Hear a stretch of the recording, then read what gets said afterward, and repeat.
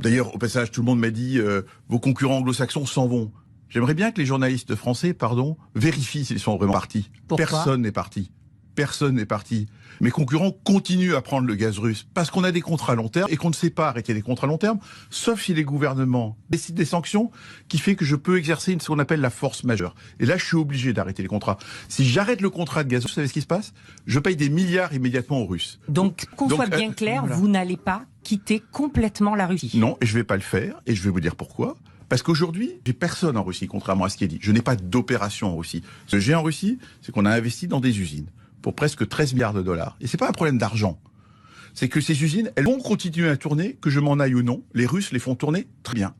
Et deuxièmement, me retirer, c'est donner ces 13 milliards à des Russes. Parce qu'aujourd'hui, pour zéro. Parce qu'aujourd'hui, personne ne veut acheter ces usines. Et donc, je vais enrichir les Russes, ceux contre lesquels on veut donner des sanctions. Donc, vous voulez que moi, Total Energy, enfin, il y a une contradiction incroyable.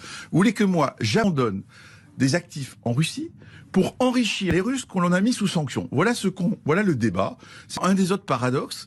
Et celui-là, je m'y résoudrai pas. Je vais être clair. Parce que ça, c'est de la démagogie. Et par ailleurs, encore une fois, aucun de mes concurrents, aujourd'hui, n'est parti de Russie et ne sait partir.